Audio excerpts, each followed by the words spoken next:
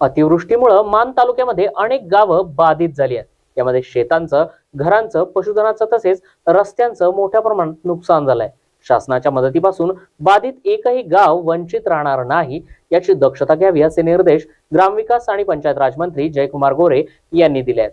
मान तालुक्यामधील अतिवृष्टीने बाधित गावांची पाहणी ग्रामविकास मंत्री श्री गोरे यांनी यावेळी केली। या पाहणी प्रसंगी मुख्य कार्यकारी अधिकारी याशनी नागराजन, अपर जिल्हाधिकारी मल्लिकार्जुन माने, सार्वजनिक बांधकाम विभागाचे अधीक्षक अभियंता संतोष रोकडे, प्रांताधिकारी उज्ज्वला गाडे, तहसीलदार विकास अहिर, जिल्हा अधीक्षक कृषी अधिकारी भाग्यश्री फरांदे, कार्यकारी अभियंता श्रीपाद जाधव यांच्यासह विविध विभागांचे अधिकारी या ठिकाणी उपस्थित होते। ज्या ठिकाणी रस्ते खचलेले आहेत त्या ठिकाणी तात्काळ रस्त्यांची दुरुस्ती करावी, वाहून गेलेल्या पुलांच्या ठिकाणी नवीन पुलांचं काम तात्काळ सुरू करण्यात यावं, अतिवृष्टीमध्ये शेतकऱ्यांच्या पिकांचं नुकसान झालंय त्यांचे देखील पंचनामे त्वरित पूर्ण करावेत। त्याचबरोबर अतिवृष्टीमुळे अनेक ठिकाणी घरं पडलेली आहेत, बाधितांना तात्काळ मदत मिळवून द्यावी अशा सूचना देखील ग्रामविकास आणि पंचायत राज मंत्री श्री गोरे यांनी यावेळी दिल्या।